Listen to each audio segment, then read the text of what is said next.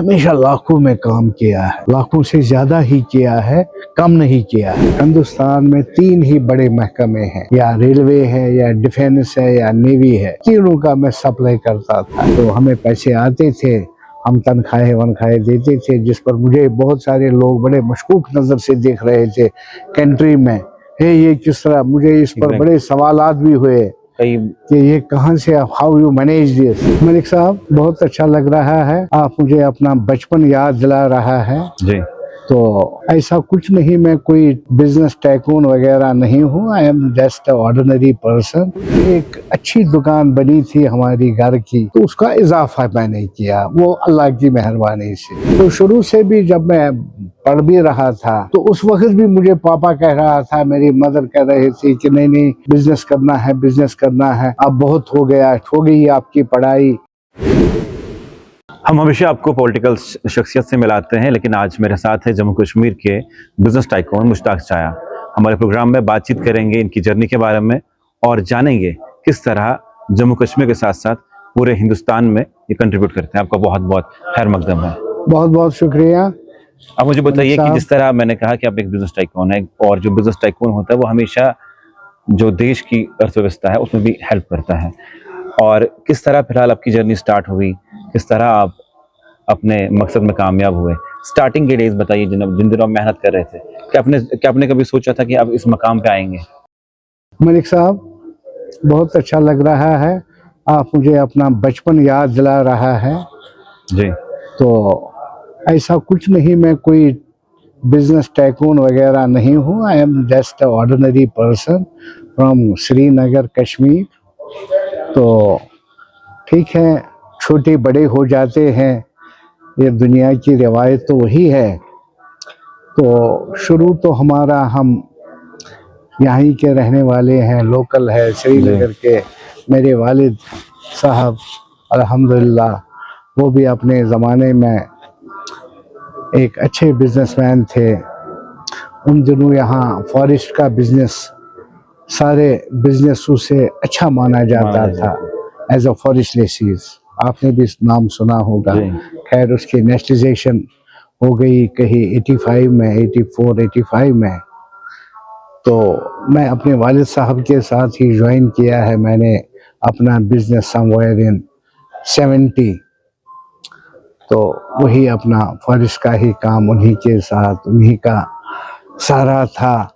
I join that. तो अल्लाह की फजल था, मेहरबानी थी, करम था, तो उस पर बरकत भी हो गई। तो जिस तरह रिटायरमेंट होते हैं, मेरी वालिद भी ऑटोमेटिकली वो रिटायरमेंट, जब बच्चे बड़े हो जाते हैं, हमने संभाल लिया। तो बस इतना ही कुछ, एक अच्छी दुकान बनी थी हमारी घर की, तो उसका इजाफा मैंने किया, वो अल्लाह की मेहरबानी से।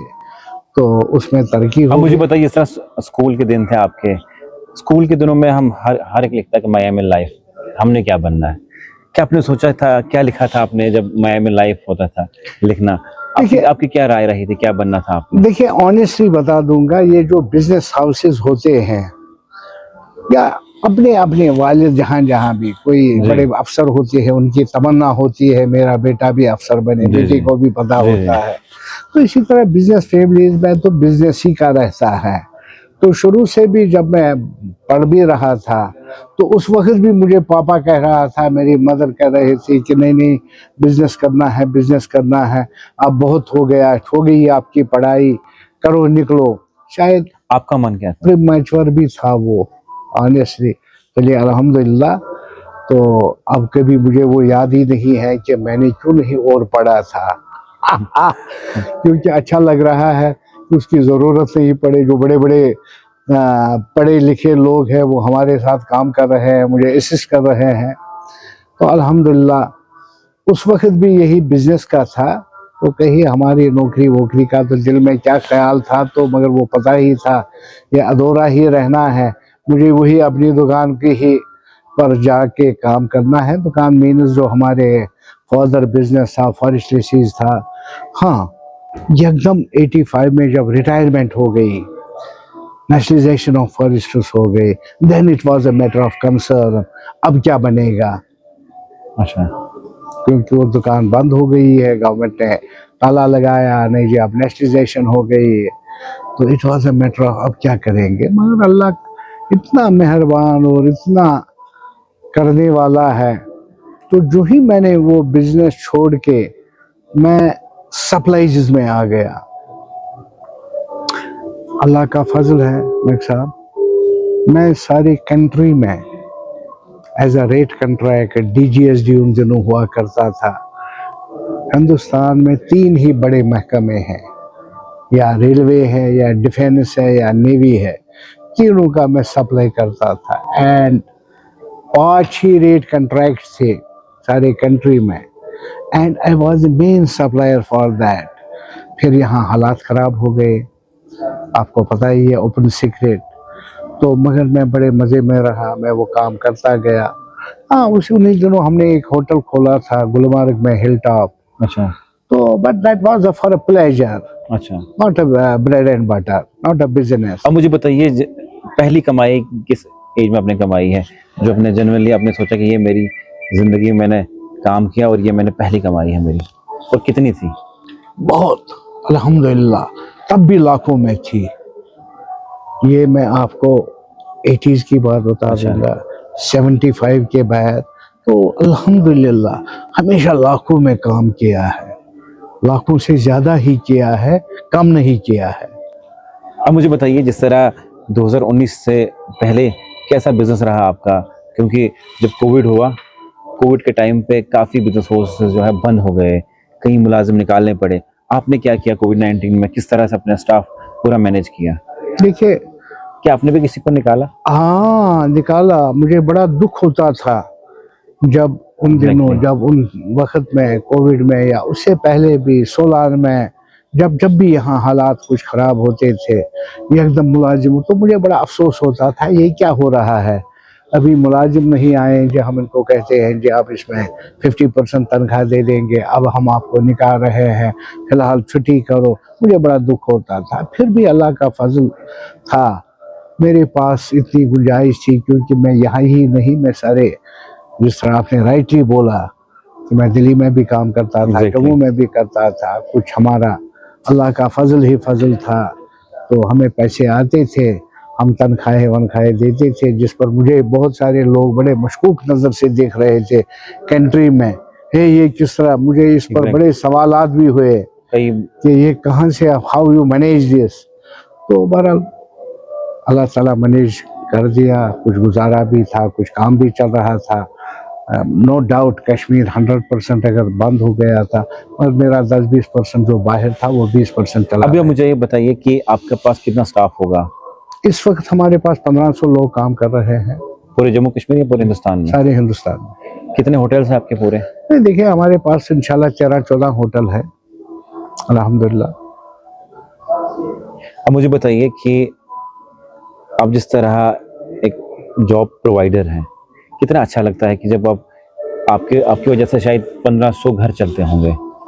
देखिए मलिक साहब, ऑनेस्टली स्पीकिंग, अब इस एज में यहाँ पहुँच के आपको पता ही है हमें पैसों को क्या करना है।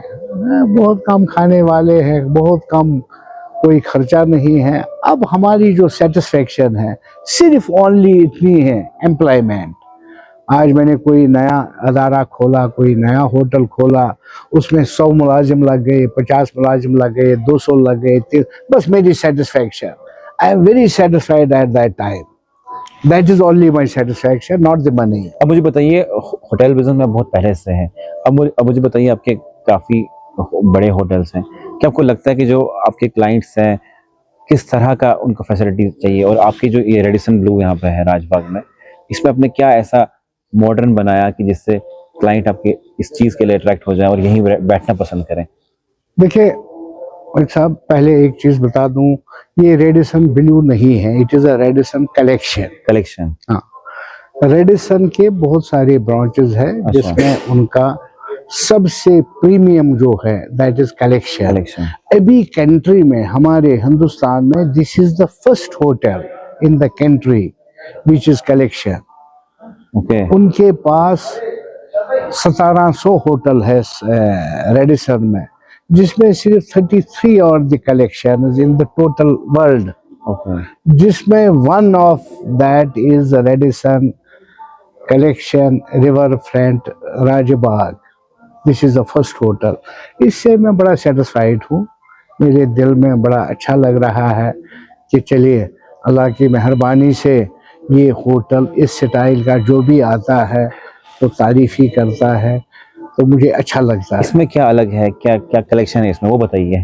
देखिए, number one, the all international facilities जो भी होने चाहिए, international sizes of the rooms, international sizes of the washrooms, bathrooms, and it is all. अब मुझे क्या अच्छा लग रहा है, क्योंकि मैं तो इसे भी पहले मेरे होटल है यहाँ, हमें कुछ चीज़ों की कमी थी यहाँ।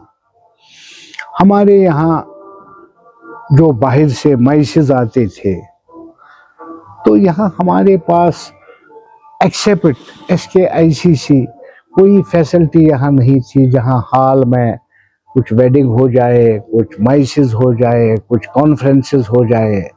अल्हम्दुलिल्लाह हमने उसमें यहाँ ऐड किया है। वी हैव 6 हॉल्स हियर, जहाँ आप मैसेज कर सकते हैं, वेडिंग्स हो सकती है। इससे मुझे बहुत अच्छा लग रहा है। ये एक इस फैसिलिटी की ज़रूरत थी। It was need for the Kashmir, Srinagar.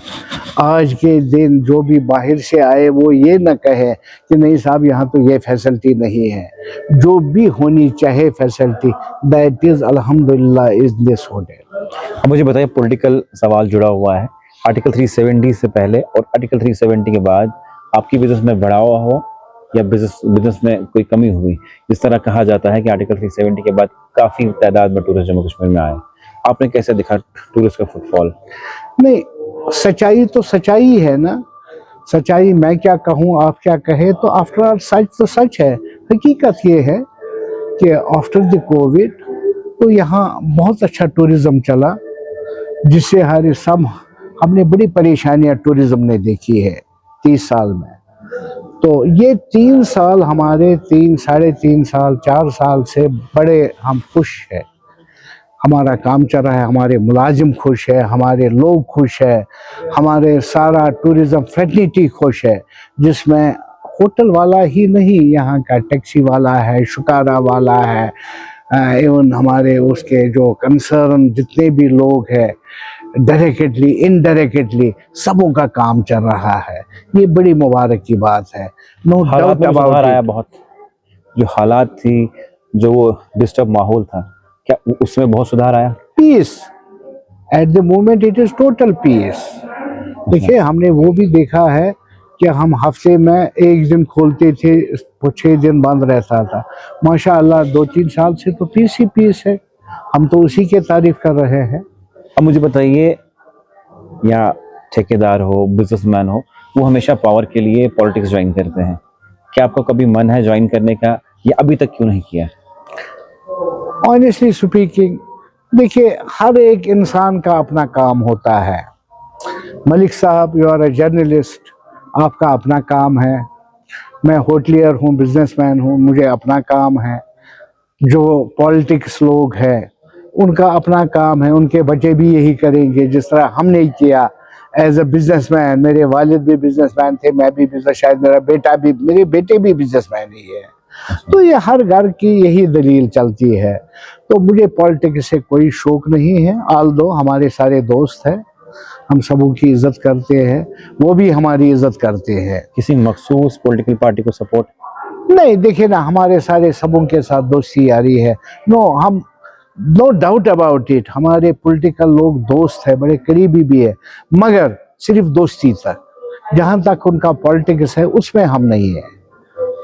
जैसे आज जम्मू कश्मीर में या कहीं बाहर, आज की पॉलिटिक्स को या 2019 से पहले की पॉलिटिक्स को किस तरह आप देखते हैं?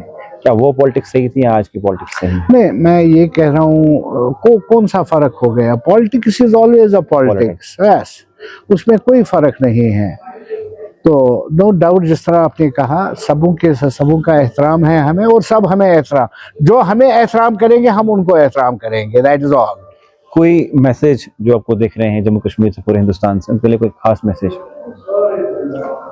मेरा यही मैसेज सबों के, peace is very important, peace is very important, peace is the life, और पीस के साथ हमें रहना चाहिए।